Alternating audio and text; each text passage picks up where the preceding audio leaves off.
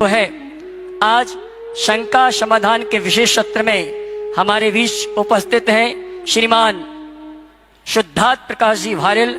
भारत में सबसे ज्यादा सुने जाने वाले लोकप्रिय प्रवक्ता हैं।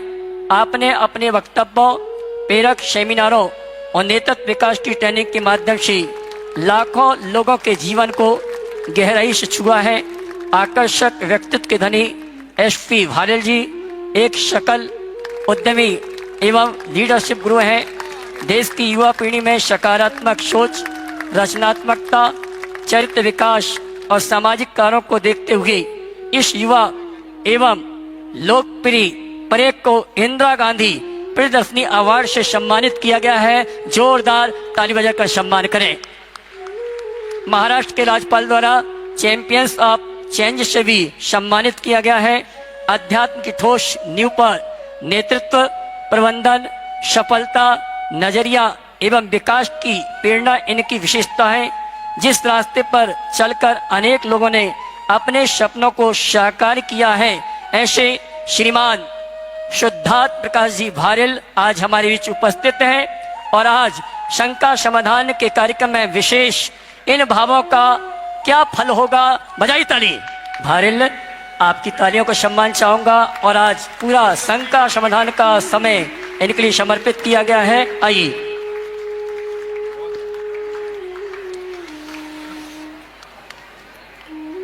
बोलिए पंच कल्याणक प्रतिष्ठा महामहोत्सव की। आपकी आवाज में उतनी दम नहीं है जितना विशाल और जितना भव्य पंचकल्याण प्रतिष्ठा महोत्सव है। बोलिए पंच कल्याणक प्रतिष्ठा महामहोत्सव की। मैं महाराज जी से आज्ञा चाहता हूं कि अगर अब आज्ञा दें तो मैं खड़े होकर बात करूं। जैसे आपकी अनुकूलता।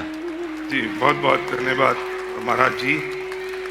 नमो अरहंताणं नमो सिद्धाणं नमो आयरीयाणं नमो अच्छायाणं नमो लोये सब साहुरम।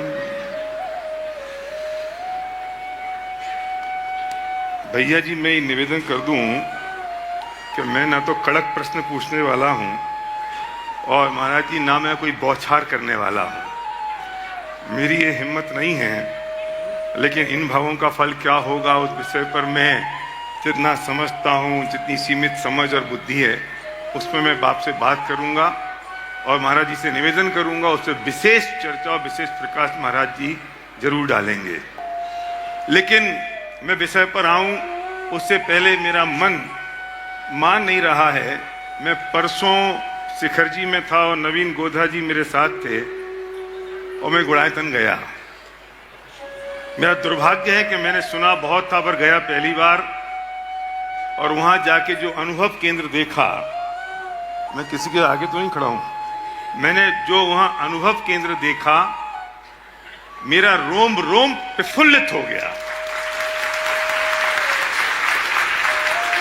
इसलिए नहीं कि बहुत बड़ी टेक्नोलॉजी वहां विकसित हो रही है, बल्कि इसलिए कि जैन दर्शन के इतिहास में पिछले 100 सालों में और अगले 100 सालों तक ऐसा प्रत्यक्ष रूप से फीलिंग के साथ कोई समुद्र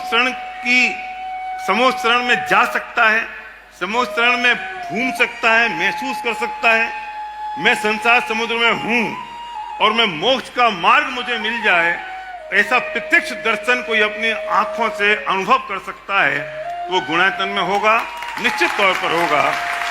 और मैं आज बहुत सौभाग्यशाली रहा कि दोपहर में जब मैंने महाराज जी से निवेदन किया तो उन्होंने कहा कि अभी आपने देखा नहीं है, जरा वो सॉफ्टवेयर देख तो लो। तो वो मेरे रोंगटे खड़े हो गए उसको देखते हुए।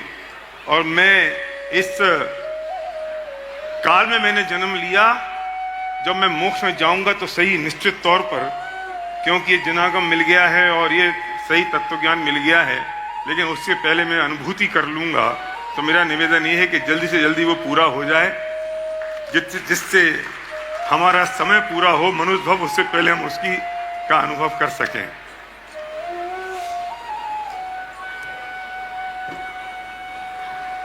मेरा एक प्रश्न है, मेरे पीछे जो मेरे भाई बैठे जरा उनसे निवेदन है कि जरा बात ना करें। जब मुनराज बैठे हो, जिनवाणी विराजमान हो, तो आपकी एक एक शब्द निकलना, मुझे दुख हो रहा था जब महाराज जी बोल रहे थे और हम बात कर रहे थे। ये महा अभिनय का काम होता है भाई। मैं आपसे विनय पूर्वक ये बात कह रहा हूँ, जिनवाणी विराजमान हो, महाराज जी विराजमान हो, ये आपस की बातें घर के लिए बहुत हैं। इस पांडाल में घुसते ही मौन धारण कर लेना चाहिए, वरना हम सही जगह पर नहीं हैं। मुझे पता है कि यहाँ संचालक महोदय बार बार कहते होंगे शांत हो जाओ, शांत हो जाओ, शांत हो जाओ। ये हमारे लिए दुर्भाग्य की बात है कि कोई मन से कहे कि शांत हो जाओ। 24 घंटे 23 घंटे पड़े हमें बात करने के लिए, बोलने के लिए। यही थोड़ी है जरूरी है कि बहन तूने साड़ी कहाँ से ली और एक कंगन कब बनवाए। ये घर में कर ले बात, या जिनवाणी की बात सुनने आए हैं, हमें वही सुननी चाहिए। तो मेहरबानी करके पीछे बात ना करें, आप आवाज ना करें। और मेरे पास अब कितना समय बचा है मुझे पता नहीं, मुझे इशारा कर देना। मेरा प्रश्न ये है कि हम सबकी शक्लें एक सी नहीं हैं, हम सबकी अकलें भी एक सी नहीं हैं, हम सबकी फाइनेंशियल पोजीशन भी एक सी नहीं है। आखिर क्यों?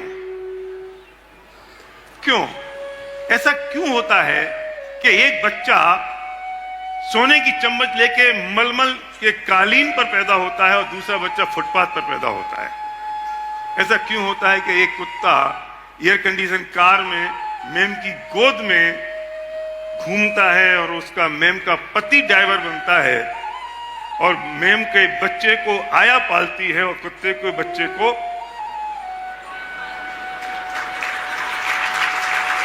मेम साहब पालती हैं। मेरा प्रश्न ये है कि ऐसा कुत्ते ने क्या कर दिया? और बेचारा जो फुटपाथ पे काएं काएं करके, मैं भी आ रहा था तो यही एक फुटपाथ पे बेचारा परेशान हो रहा था, उसने क्या कर दिया? क्यों ऐसा होता है? हमने कभी सोचा भी नहीं, हमने कभी विचारा भी नहीं। मेरी समझ में जो बात है वो महाराज जी के सामने प्रस्तुत करता हूं, फिर महाराज जी उस पर प्रकाश डालेंगे कि भाई ये अपने अपने कर्मों का फल है। जो लोग ये बात कहते हैं कि किसने देखा पूर्व जन्म और किसने देखा अगला जन्म, मैं उनसे कहता हूं कि जो बच्चा आज पैदा हुआ वो उसके पूर्व के कर्म तो थे। ऐसा तो नहीं हो सकता कि उसके जन्म के कर्म होंगे, कहीं तो पूर्व जन्म के उसके कर्म थे ना। जो आज पैदा हुआ, क्यों भिखारी की गोद में हुआ और क्यों रानी की गोद में हुआ? इसका मतलब पूर्व जन्म तो था, और जब पूर्व जन्म था भाई तो अगला जन्म भी होगा। और जब एक पूर्व जन्म हो सकता है तो अनादि काल के पूर्व जन्म हो सकते हैं, और एक अगला भव हो सकता है तो अनंत काल के अगले भव हो सकते हैं। मैं निवेदन करता हूं महाराज जी से, कृपया इस पर विशेष प्रकाश डालें और ये बात समझा दें, बता दें, जिससे लोगों को समझ आ जाए कि भैया अगला जन्म भी है, यही खत्म नहीं हो जाने वाला है सब कुछ। पहले तो मैं चाहूंगा एक बार एसपी भारिल साहब का जोरदार अभिनंदन करें। आपने बहुत ही महत्वपूर्ण विषय को उपस्थित किया। मैं समझता हूं धर्म क्षेत्र में पदार्पण करने वाले हर व्यक्ति के मन में सबसे पहले ये सवाल आना चाहिए, बिल्कुल, कि मैं कौन हूं, मेरा क्या है, मैं क्या कर रहा हूं और मुझे क्या करनी चाहिए। मेरे साथ जो व्यवस्थाएं जुड़ी है और मेरी जो अवस्था बनी है उसका कारण क्या है। यदि ये बातें हमारे मन मस्तिष्क में अंकित होती है, उभरती है, और इसका उत्तर हमारे भीतर से निकलता है, तो हमारी दृष्टि तत्व ज्ञान से जुड़ती है, आत्मोन्मुखी होती है, भेद विज्ञान प्रकट होता है, सच्चा श्रद्धांजलि जगता है, और तभी हमारे कल्याण का मार्ग खुलता है। बहुत खूब, बहुत खूब। परंपरागत संस्कारों से प्रेरित होकर धर्म करना अलग बात है, और जीवन की व्यवस्था को समझ करके धर्म से जुड़ना अलग बात है। हम सब भाग्यशाली हैं कि हम ऐसे परंपरा में पले बढ़े जन्मे लोग हैं जिन्हें हमें घुट्टी में धर्म का संस्कार मिला। हम धर्म तो कर रहे हैं, पर धर्म के मर्म से अनभिज्ञ हैं। हमें मर्म को पहचानना चाहिए। ये बात सबके मन मस्तिष्क में बैठनी चाहिए कि हम जिस संसार में रह रहे हैं उसमें मेरा एक अस्तित्व है और मेरे उस अस्तित्व को प्रभावित करने वाला एक दूसरा तत्व है, वह है कर्म, जो हमारी चेतना को प्रभावित कर रहा है। उस कर्म से हमारी बाहर की व्यवस्था और भीतर की अवस्था दोनों प्रभावित होती है। आज जो भी संयोग हमारे साथ जुड़े हैं, उन सब संयोगों में महत्वपूर्ण भूमिका कर्म की है। बहुत खूब। हमारी जो भावधारा बनती बदलती है, इसमें भी कर्म की बड़ी भूमिका है। ये चलता रहता है। आपने पूछा ऐसा क्यों, मुझे घटना याद आ गई जी। कि मैं बिहार कर रहा था। ग्वालियर से सोनागिर के रास्ते में एक टेकनपुर छावनी, भारत का सबसे बड़ा श्वान प्रशिक्षण केंद्र है। वहां के गेस्ट हाउस में हमारा रुकना हुआ।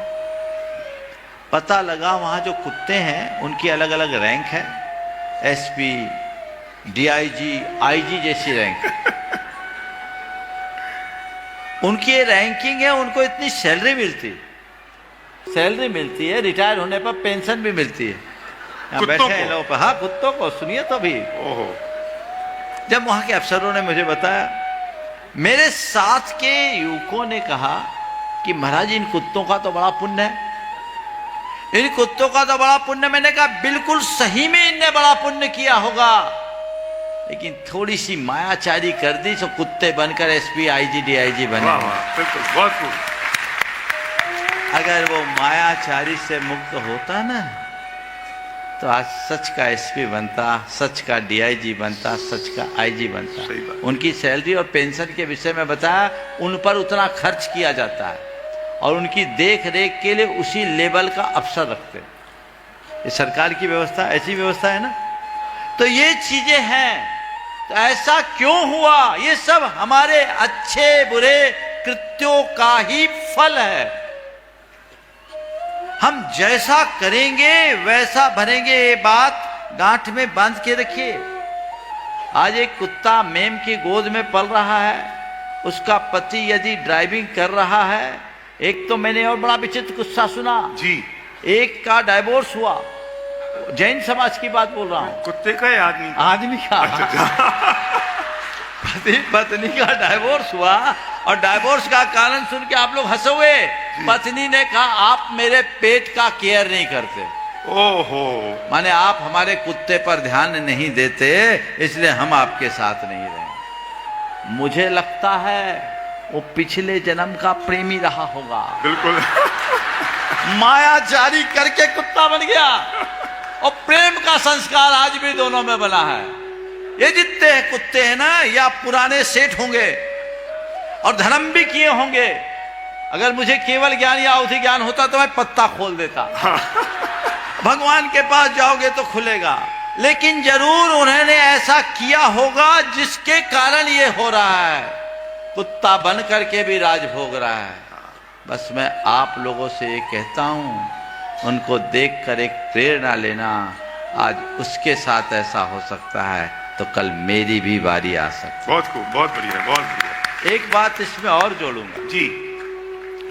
कर्म बहुत बड़ी ताकत रखता है, लेकिन हमें अपने हृदय में एक बात बैठानी चाहिए कि कर्म की सत्ता से बड़ी धर्म की सत्ता है।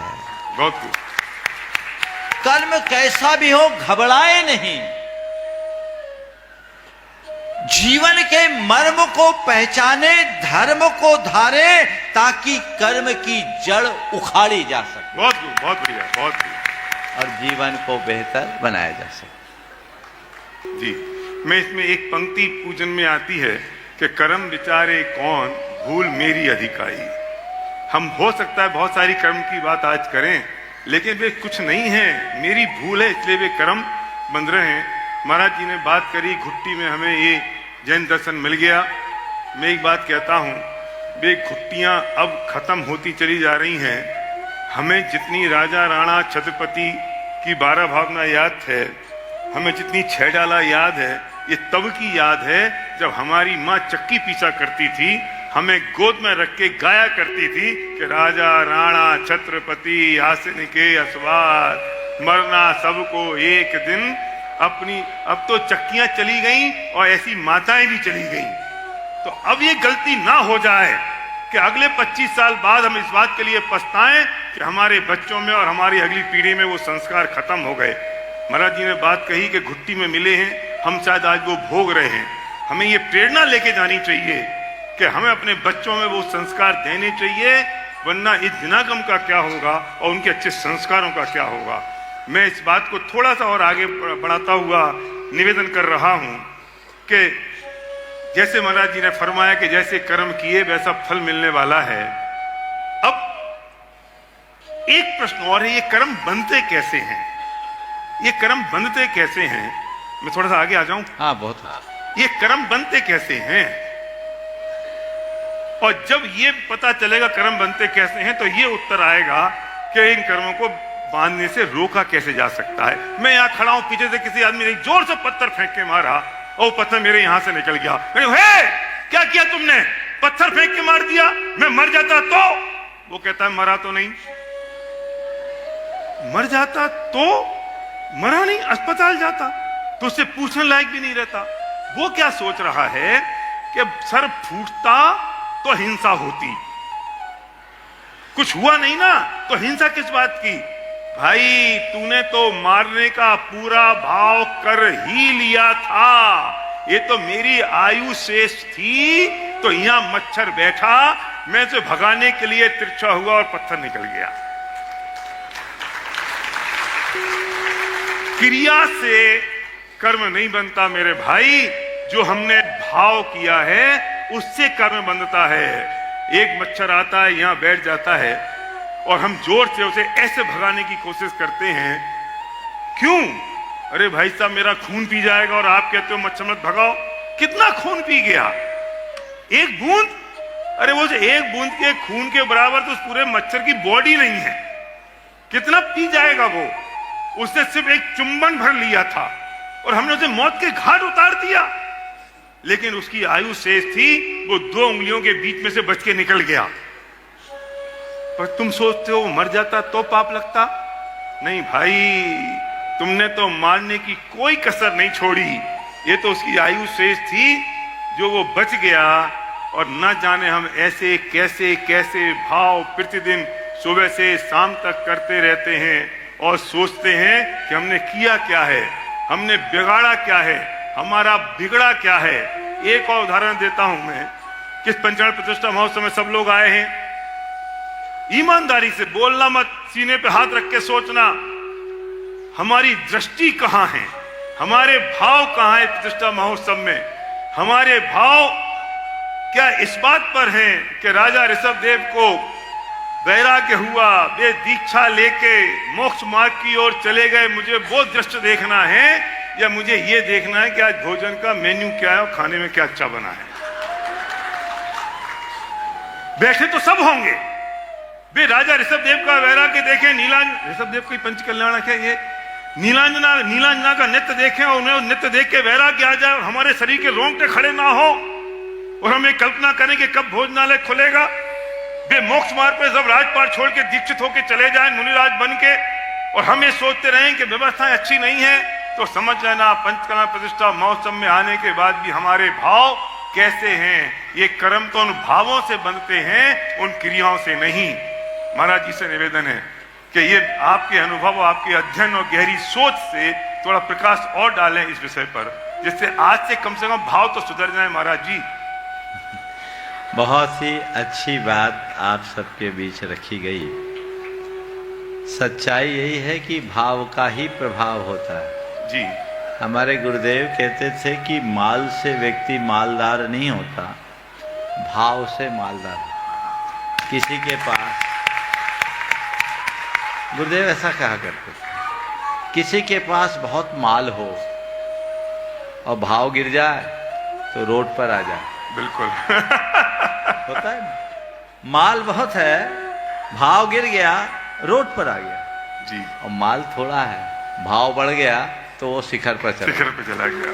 तो ये सूत्र है, अगर अपने आप को शिखर पर रखना चाहते हो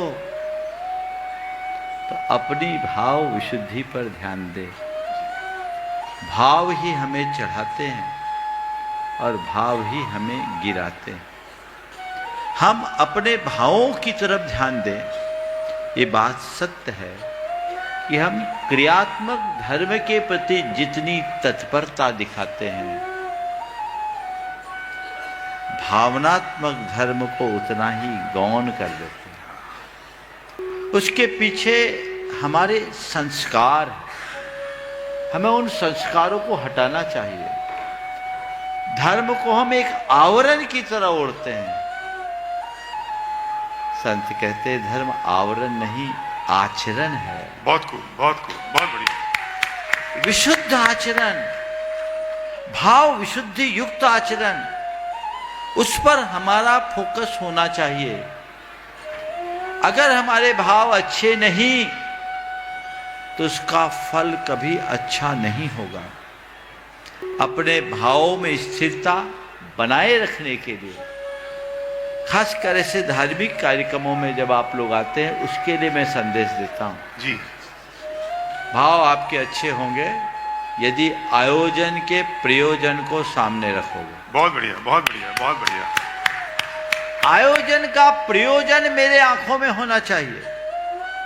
आचार्य कुंद ने हम मुनियों को अपने भावों की स्थिरता को बनाए रखने के लिए एक संदेश दिया जी, कि अपनी दीक्षा का प्रयोजन याद रखना। बहुत खूब, बहुत बढ़िया, बहुत बढ़िया, बहुत। तूने दीक्षा क्यों लिया? तेरे दीक्षा का प्रयोजन क्या हो? दीक्षा की तिथि कभी मत भूलना। बिल्कुल। दीक्षा का प्रयोजन तेरे मन मस्तिष्क में होगा, तभी तेरी दीक्षा में स्थिरता आएगी और तभी तू अपनी दीक्षा को निभा पाएगा। बहुत खूब। तो जब हम मुनियों के लिए ऐसा कहा, तो आप लोगों के लिए भी तो ये बात लागू होगी, होगी कि नहीं होगी? बोलो। उससे ज्यादा। तो हमें आज लागू करना है और एक मन में प्रण करके जाना है। सब जानते हैं कि हमारे भावों का ही सब शुभाशुभ फल होता है। ये सब पंडित लोग हैं। जी जी, बिल्कुल। हमारे समाज में तो घर घर पंडित है। जी। सब ज्ञानी है ना? पंडित बोलने में शायद आप लोग बुरा लगता है, ज्ञानी बोल दो तो खुश हो जाएंगे, है ना? सब ज्ञानी, तो सब ज्ञानी हैं, लेकिन अब हमें ये तय करना है कि हमें अपने जीवन की दिशा क्या बने। अपने संस्कारों के ऊपर जब तक हम हावी नहीं होंगे, हमारी जीत नहीं होगी। हमें संस्कारों को जीतना है, उन पर हावी होना है और आगे बढ़ना। बहुत खूब, बहुत बढ़िया बात महाराज जी ने कही। हाँ, जोरदार तालियां इस बात पे बजाएं। जब उन्होंने अपने लिए बात कही और आचार्य कुंद देव का उदाहरण दिया, आप समझो महाराज जी का स्वाध्याय कितना गहन है। और उन्होंने अपने ऊपर ये बात कही कि जब तेरे परिणाम कमजोर पड़े तो वो समय याद करना जब दीक्षा ली थी और जब वैराग्य हुआ था। हमें ये निर्णय आज करके जाना चाहिए कि जब भी मेरे मन में कुछ विकारी परिणाम आए तो ये जो कल, आज गर्भ कल्याणक है ना यहाँ पर, परसों दीक्षा कल्याणक होगा। जब दीक्षा कल्याणक होगा, राजा ऋषभ देव को जब वैराग्य होगा तो क्या संवाद होगा, किस वजह से उनको वैराग्य हुआ, क्या माहौल बनता है, क्या वातावरण बनता है। हम प्रतिदिन ये भावना भाएं कि कब ऐसा दिन आए जब मैं घर छोड़ वन की ओर जाऊं और मैं मुनिराज बन जाऊं। वो भावना प्रतिफलित होती है। और इसलिए ये मनुष्य जन्म मिला है भाई, और ये कितना मुश्किल से मिला है महाराज जी। यहां होगा शायद परसों तब कल्याणक के दिन कि देव और मानवों में चर्चा चल पड़ी कि अब उनकी पालकी कौन उठाएगा जब जंगल की ओर लेकर जाएंगे। और इंद्र सौधर्म जिसके पास इतना वैभव है, वो प्रार्थना करता है मनुष्यों से। मनुष्य मतलब आप और मैं, ये प्रार्थना करता है कि भाई मेरा सारा वैभव ले लो और मुझे कुछ पलों के लिए मनुष्य भव दे दो। इतना कीमती मनुष्य भव हमें मिल गया है, इतना कीमती। लेकिन गलती क्या हो गई है, कितनी आसानी से मिल गया है, हमें ऐसा लगता है तो उसकी कीमत नहीं है। खाने पीने में और मौज मस्ती में ये हर पल खत्म होता चला जा रहा है। ये मनुष्य भव हमें मिल गया है। लोकांतिक देव जब वैरागी की चर्चा करेंगे, राजा ऋषभ देव के वैरागी की चर्चा लोकांतिक देव करेंगे, तो मुझे लगता है लोग ये समझेंगे अब तो पंच कल्याणक खत्म हो गया, तो अब घर जाओ। अरे भाई, वो तब कल्याणक से तो शुरू हुआ है, तब कल्याणक से तो शुरुआत हुई है। पर हम राग रंग के रसिया लोगों को वो जन्म कल्याणक तक की धूमधाम देख के लगता है कि अब पूरा हो गया, घर चलो, और भीड़ आधी रह जाती है। ये मनुष्य भव जो महाराज जी ने फरमाया कि इतने इस संस्कारों के कारण मिला है और ये इतना कीमती है, इन्हें हम ऐसे ही फोकट में लुटा देंगे और खत्म कर देंगे तो भाई ये मनुष्य भव हाथ से छूट जाएगा, जैसे हाथ में रखी हुई अंजुली में से जल छूट जाता है। महाराज जी इस मनुष्य भव को कैसे सार्थक किया जाए, मुझे याद दिला रहे हैं नवीन गोधा, शिखर जी में थे वो मेरे व्याख्यान में, और मैंने ये बात कही थी, आप उसे प्रमाणित करें कि ये मनुष्य भव इतना कीमती है और एक गेम चेंजर है। ये मनुष्य भव सिद्धांत गेम चेंजर है कि अगर यहां से उठे तो मोक्ष जाएंगे और गिरे तो सीधे निगोज जाएंगे। बहुत ही अच्छी बात है। काश हम इस दुर्लभता को समझ पाते। हम सबके साथ दुर्बलता यही है कि जो इतनी दुर्लभता से मिली है, हमें उसकी दुर्लभता का बोध ही नहीं। बहुत खूब। हमारे जीवन की विडंबना है कि हम सब चीजों का मूल्यांकन करते हैं। आपके घर में रखी एक एक वस्तु का आपने मूल्यांकन किया, यहाँ तक कि कबाड़ खाने में रखी चीज का भी आपने कोई ना कोई मूल्यांकन कर रखा होगा कि रुपये 2 रुपये किलो कबाड़ी तो खरीद ही लेगा, लेकिन संभवतः जीवन का कोई मूल्यांकन नहीं किया है। जीवन का कभी कोई मूल्यांकन नहीं किया। जी। हमारी कितनी सांसें खो गई, कितनी सांसें बची है, इसका कोई हिसाब किताब शायद नहीं। हमें अपने सांसों का लेखा जोखा सीखना चाहिए। जी। मैं आप सबसे कहना चाहता हूं, जैसे कोई व्यक्ति एक मकान बना रहा, उस मकान बनाने के क्रम में उस मकान में लगने वाले ईंट गारे का पूरा लेखा जोखा हिसाब किताब रखते हैं, पर मकान पर रखी जाने वाली एक एक ईंट के साथ जो एक एक सांस खप रही है, इसका हमारे पास कोई हिसाब नहीं।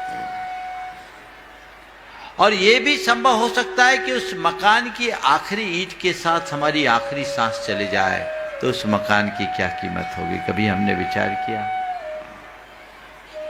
हमारी कोई भी सांस आखिरी सांस बन सकती है। जी। और आजकल तो और कोविड के बाद तो ये सब कुछ सडन होता, अचानक। हम उसे समझने की कोशिश करें, और जब हम उसे समझेंगे तब हम अपने प्रति जागरूक होंगे। तब हमें लगेगा कि नहीं, मेरे पास समय कम है, ये अवसर है, मुझे इसका उपयोग करना है। अवसर की दुर्लभता को पहचानने वाला ही अवसर का लाभ उठाने का पुरुषार्थ करता है, बाकी तो प्रमाद में अवसर खो देता है। बहुत बढ़िया, बहुत खूब, बहुत खूब। अवसर की दुर्लभता को पहचाने, अवसर का लाभ उठाए। अभी कहा गया कि मनुष्य जीवन गेम चेंजर है। जी। बहुत सुनहरा अवसर है। जी बिल्कुल। इसे अपने जीवन की अपूर्व उपलब्धि बनाए। योग मिला है, प्रयोग करें। बहुत खूब, बहुत बढ़िया। बिना प्रयोग के योग का कोई अर्थ नहीं। इसलिए हमें इस पर विचार करना चाहिए। अवसर और एहसास दो चीजें होती हैं जीवन में। एक होता है अवसर, एक होता है एहसास। दुर्भाग्य यह है कि जब अवसर मिलता है तो एहसास नहीं होता, और जब एहसास होता है तो अवसर हाथ से छूट जाता है। आप सबको पता होगा कि भोपाल में आप जो जमीन देख रहे थे वो आपको 10,000 रुपए फुट में मिल रही थी, आपने नहीं ली क्योंकि आपको अवसर था पर एहसास नहीं था। आज वो 1 लाख रुपए हो गई, अब आपके पास में एहसास हो गया पर अवसर छूट गया और वे सारे के सारे गरीब रह गए जिनको अवसर और एहसास एक साथ नहीं हुआ, और वे सारे अमीर हो गए जिनको अवसर और एहसास एक साथ हो गया। भाई ये मनुष्य हमें मिल गया है, जैसा महाराज जी ने फरमाया, ये मनुष्य हमें मिल गया है। अगर अभी अवसर तो आ गया है और अगर एहसास नहीं हुआ तो निगोद में मिलेंगे, लेकिन इस वक्त अगर एहसास हो गया तो हम सब सिद्ध सिला में मिलेंगे।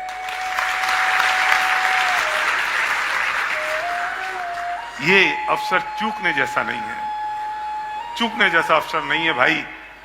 हम भाग्यशाली हैं आप लोग जो यहां इस पंडाल में बैठे हैं, भाग्यशाली हैं आप लोग जो इस जिनवाणी की बात को, जैन तत्व ज्ञान की बात को रुचि पूर्वक और प्रेम से सुन रहे हैं। उनकी क्या बात करें जो इस पंडाल के बाहर हैं, उनकी क्या बात करें जो सुनने को ही तैयार नहीं है। अपने भाग को सराहें और इस पल पल एक एक पल इस बात के लिए डालें और इस बात के लिए देखें कि मेरे साथ बीत क्या रहा है। और 2 लाइनों में एक बात कहता हूं कि वक्त सबको मिलता है जीवन बदलने के लिए, वक्त सबको मिलता है जीवन बदलने के लिए, पर जीवन दोबारा नहीं मिलता है वक्त बदलने के लिए। महाराज जी बहुत सही बात है। अवसर का एहसास, बिना एहसास के प्रयास नहीं होता। हमें प्रयास करने के लिए एहसास जरूरी है। और अभी आपने जो बात कही, वक्त मिलता है जीवन बदलने के लिए, जीवन नहीं मिलता वक्त बदलने के लिए। हम इन पंक्तियों को समझे और इसी में सारा रहस्य छिपा हुआ है। पर हमें तो ऐसा लगता है कि हमारे पास अभी बहुत बड़ा जीवन है जी, और हम बार बार ऐसा ही जीवन पाएंगे। हाँ, ये सोच जब तक बनी रहेगी हम जहां के तहां रहेंगे। जब हमें ये एहसास होगा कि बहुत दुर्लभतम जीवन है। कल मुझसे किसी ने सवाल किया था कि ऐसा सुना है मनुष्य जीवन 48 बार ही मिलते हैं, महाराज जी इसमें क्या हो सकता है, हमें इसके लिए क्या करना चाहिए। मैंने कहा यही मान के चलो ये 48वां जीवन है। बहुत खूब, बिल्कुल बिल्कुल बिल्कुल बिल्कुल बिल्कुल। शास्त्र के विधानानुसार लगातार मनुष्य से मनुष्य कोई बनता है तो 48 बार बनेगा, बीच में एक गैप होकर के दोबारा बन सकता है जी। लेकिन मैंने मुझसे पूछा, मैंने कहा यही मानो, यही 48वां, यही अंतिम है। बिल्कुल मैं जीवन को ही अंतिम नहीं मानता। मैं तो आपसे कहता हूं हर दिन को अंतिम मानो, हर रात को अंतिम मानो, हर बात को अंतिम मानो, हर श्वास को अंतिम मानो, तब जीवन आगे बढ़ता है। ये अगर अंतिम हुआ तो क्या होगा, कभी ये सोचा है? महाराज जी ने शुरुआत में ही बात कही थी कि कौन हूं मैं, कहां से आया हूं, क्यों ये मनुष्य जन्म मिला है। मैं सिर्फ इतना सा और उसमें कहना चाहता हूं जो महाराज जी ने कहा था कि अब मैं कहां जाऊंगा। आज की रात सिर्फ एक बात सोचना कि ये सांसें पूरी होंगी तो मैं जाऊंगा कहां।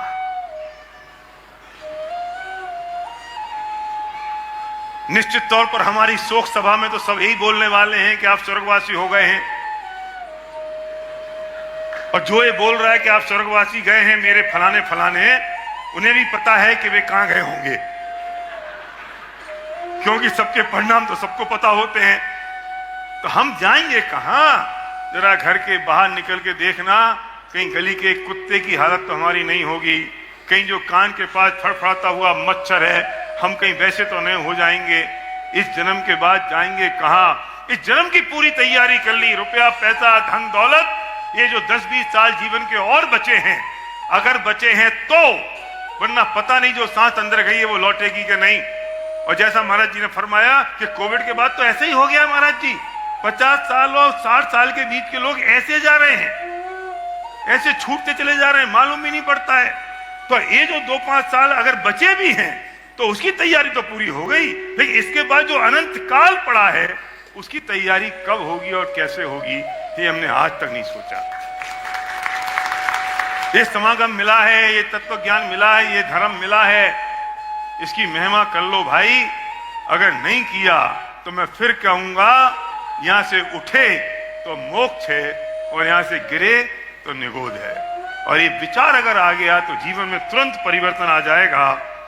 मैं अब इस बात को थोड़ा सा आगे ले जाना चाहता हूं आपकी आज्ञा से, कि अब कैसे इन भावों को रोकें, कैसे रुकें, हम सॉल्यूशन पर जाएं। मैं उसका एक उत्तर देता हूं महाराज जी, फिर आप उसे प्रकाश डालिए। हमें यह पता नहीं चलता जब क्रोध, मान, माया, लोभ के परिणाम हो, कसाय के परिणाम हो, तो ये पता नहीं चलता कि इनका क्या होगा। लेकिन हर बच्चा ये जानता है कि अगर मेरे पुण्य के भाव हैं तो निश्चित तौर पर शुभ कर्म बन रहा है, पाप के हैं तो अशुभ बन रहा है। तो सब जानते हैं ना, क्रोध, मान, माया, लोभ ये कैसे हैं। मैं अहंकार में आ जाऊं, मैं तगड़ा आदमी हो गया हूं, मेरे पास रुपये आ गया, पैसा आ गया, सबको पता है। लेकिन जब ये भाव आते हैं तब इनका क्या फल लगेगा ये ख्याल नहीं आता, क्योंकि कसाय का जोर इतना ज्यादा होता है, कसाय का जोर है, पता नहीं चलता। और तब कोई आके समझाए कि यार इन भावों का फल क्या होगा। तो अगर पत्नी ने पति को समझाया तो तलाक, और अगर बच्चों ने बेटे बाप को समझाया तो थप्पड़। तब कौन समझाए, कोई समझाने वाला नहीं होता। और ये हमारा दिमाग ऐसा होता है अमित, हम बहुत जल्दी चीजों को भूल जाते हैं, हमें याद नहीं रहती।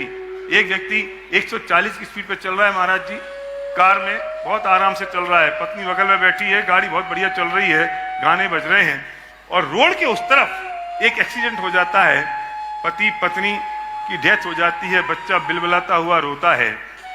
आप 1 मिनट के लिए रुकते हो और आपको वो दयनीय हालत दिखती है। अब उसके बाद आपकी कार की स्पीड क्या होगी भाई साहब?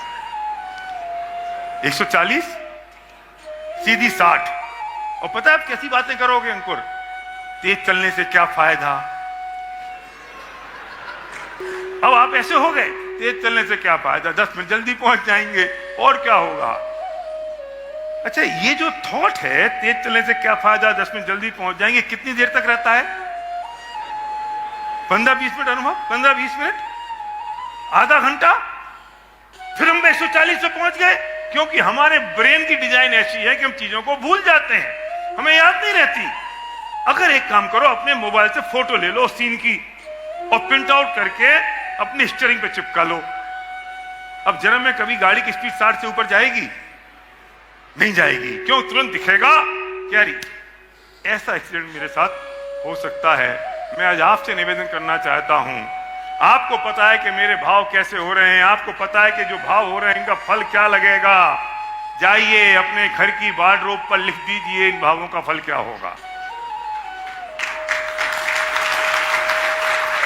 तोड़मल जी साहब ने पंक्ति दी कि इन भावों का फल क्या होगा, तो ये विचार तो कर ले। तो तेरे जो विचार कसाय पूरित हो रहे हैं ये मंद पड़ जाएंगे। जाके अपने मिरर पर लिख दो इन भावों का फल क्या होगा। जाओ अपने गाड़ी के डैशबोर्ड पर लिख दो कि इन भावों का फल क्या होगा। जाइए अपनी मोबाइल की स्क्रीन पर लिख दीजिए इन भावों का फल क्या होगा। और जैसे ही पति पत्नी की लड़ाई होगी बेडरूम में और वार्डरोब पे लिखा होगा इन भावों का फल क्या होगा, तो आपका गुस्सा जो 7वें आसमान पे था वो तुरंत नीचे आ जाएगा और आप पत्नी से कहोगे तेरे से बढ़िया पत्नी कोई दूसरी थी नहीं। क्योंकि जब गुस्सा आता है, क्रोध आता है, तो ये बात याद नहीं रहती, और जब ये याद रहती है तो क्रोध नहीं आता। तो मैं निवेदन करना चाहता हूं कि इन भावों का फल क्या होगा, ये पंचकर्म समिति स्टिकर बनवा दे और गुणाचन परिवार की ओर से बंटवा दे। देखिए, हम तो ये रोज काम कर रहे हैं और इसी को हम भावना योग बता रहे हैं जी। हमें क्या करना है उसका स्मरण रखना ही भावना योग। बहुत बढ़िया, बहुत बढ़िया। हमें हमेशा, मैं आपकी बात को मैं समझता हूँ सवाल उठाने की जगह समाधान की भाषा ज्यादा अच्छी। जी जी जी जी। मनोविज्ञान की दिशा में, दृष्टि से भी यही बात कही जाती है। आप अगर ये सवाल उठाओगे कि इन भावों का फल क्या होगा, तो कहीं ना कहीं हमारे सबकॉन्शियस में वो भाव ताजा हो जाए। बिल्कुल ठीक है। जो मनोवैज्ञानिक दृष्टि से ठीक नहीं। जो हमें करना है हमें उसकी बात करें, जो नहीं करना उसे परोक्ष प्रत्यक्ष कैसे भी याद ना करें। बहुत खूब। तो उसका एक सीधा सीधा तरीका है। अगर किसी का स्वभाव गुस्सा और झगड़ा करने का है, उसको पता है, तो एक चीज अपनाए जो बड़ा अनुभूत प्रयोग है और मैंने सैकड़ों लोगों से प्रयोग करा है। मुझे शांत रहना है। और हमारा एक आइकन भोपाल का है, शायद सभा में हो तो खड़ा हो जाना अगर हो तो। आपके इसी भोपाल में 2020 का किस्सा सुनाता हूँ। है क्या बंदा? चंदन नगर वाला आया अभी सुबह आता है। तो मैं यहाँ आया जी। तो मंदिर से दर्शन करके निकल रहा था। एक व्यक्ति आया और वो उसकी धर्मपत्नी थी, मोटरसाइकिल थी, मोटरसाइकिल पर लिखा था मुझे शांत रहना है। देखा भावना योग लिखा था। क्या है? धर्मपत्नी ने कहा महाराज आपकी भावना योग का चमत्कार। क्या मामला? बोले महाराज ये प्रचंड क्रोधी थे, प्रचंड क्रोधी वो व्यक्ति। हाँ, उनके सामने बोल बहुत आरजू मिन्नत करके मैं 52 गजा आपके भावना योग के शिविर में ले गई। ये 3 दिन का शिविर अटेंड करके आए। महाराज जी तब से जैसा आपने समझाया वे वैसा ही भावना योग करते आ रहे। और महाराज जी अगस्त में गए थे, अभी आप जनवरी हैं, 5 महीने बीते हैं और महाराज जी एकदम शांत मूर्ति हो गए। अब इनको गुस्सा नहीं आता। महाराज जी मैं कह सकती हूं कि पश्चिम का सूरज पूरब आ गया। ये भावना योग है और हमारी पूरी आध्यात्मिक साधना यही बताती है। मैं जो हूं उसे याद करूं। बहुत खूब, बहुत खूब। जो नहीं हूं उस पर ध्यान ही न दूं। बहुत खूब। मुझे जो करना है उसका ख्याल रखूं, बिल्कुल। जिससे बचना उसको भूल जाऊं। बहुत खूब। यदि ये सकारात्मक दृष्टिकोण हमारे अंतर मन में बैठेगा तो हम सुनिश्चित तौर पर अपने जीवन में बड़ा बदलाव घटित कर सकेंगे। लेकिन मैं एक बड़ी विसंगति देखता हूं, धार्मिक जनों में भी देखता हूं कि हम लोग बातें बड़ी बड़ी करते हैं, प्रैक्टिस जीरो है। बिल्कुल बिल्कुल ऐसे ही है। संत कहते बातें करने से काम नहीं होगा, हमें काम करना होगा। एक दिन गुरुदेव ने, हम लोग बैठे थे और चर्चा में अचानक एक वाक्य कहा, चिंतन मंथन प्रवचन बहुत हुआ। हम लोगों से कहा चिंतन मंथन प्रवचन बहुत हुआ, अब कुछ करिए। बहुत खूब। तो महानुभाव आपसे भी कहता हूं बहुत हुआ, अब कुछ करिए। जहां हो वहां से एक कदम आगे बढ़िए। बहुत बहुत बढ़िया, बहुत बढ़िया, बहुत बढ़िया। बच्चन जी की ये पंक्तियां बड़ी सार्थक लगती है जी। कुछ लिख के सो, कुछ पढ़ के सो, कुछ लिख के सो, कुछ पढ़ के सो, जिस जगह जागा सवेरे उस जगह से बढ़ के सो। कुछ लिख के सो, कुछ पढ़ के सो, जिस जगह जागा सवेरे उस जगह से बढ़ के सो, एक सीढ़ी चढ़ के सो। वाह वाह। बस ये लक्ष्य बना लीजिएगा तो बहुत परिणाम आएंगे और वो हम सबके जीवन को धन्य करेंगे। मैं देख रहा हूँ समय पूरा हो ऐसा गया। लग रहा है कि अगर न रुकता तो बहुत अच्छा था। और मैं मानता हूँ ऐसी ही तत्व चर्चा से अहमिंद्रों के 33 सागर हाँ, पूरे हो क्या जाते हैं। बात कही, क्या बात हमें कही आप। ऐसी ही बातें करते रहना चाहिए। जी। मैं समझता हूँ आज का ये सत्र अपने आप में एक अनूठा प्रयोग बना है। आगे भी हम लोग इस तरह के परिसंवाद को जारी रखने का प्रयत्न करें जरूर। ताकि लोगों में एक अच्छा संदेश जाए। हमें एक ही बात समझनी चाहिए कि धर्म की बात किसी बहाने मिल जाए ले लो, उसमें बहाना मत बनाओ, केवल बहाना खोजो ताकि जीवन को अच्छा बनाया जा सके। समय समाप्ति पर है, इसलिए आज मैं अपनी वाणी को यहीं पर विराम दे रहा हूँ। एक लाइन बोलना चाहता हूँ जरूर कि महाराज जी के संपर्क में भी आया तो मुझे ये पता चला कि महाराज का इतना गहन स्वाध्याय है और इतना गहन उनका अध्ययन है, वो मोक्ष मार्ग के प्रति बहुत सचेत हैं। मैं इस बात से बहुत प्रभावित हुआ और मैं आपसे निवेदन करना चाहता हूँ एक लाइन में जाते जाते कि स्वाध्याय की प्रेरणा जरूर दे दें, और मुझे लगता है कि उससे ही सारे कष्ट दूर हो जाने वाले हैं और मनुष्य सार्थक हो सकता है। बहुत सुंदर कहा है आपने। और मैं तो शंका समाधान को ही स्वाध्याय मानता हूँ। जी जी, पर ये वाचना पृच्छना अनुप्रेक्षा आमना है, ये पृच्छना स्वाध्याय, इसे एक प्रोग्राम मत मानना। स्वाध्याय का मतलब है अपने जीवन के बारे में कुछ समझना सीखना, और शास्त्रों को पढ़ने से हमारी गुत्थियां खुलती है। हमें उस तरफ जरूर ध्यान देना चाहिए। समय काफी हो गया, यहीं पर विराम। बोलिए परम पूज्य आचार्य गुरुवर श्री विद्यासागर जी महाराज।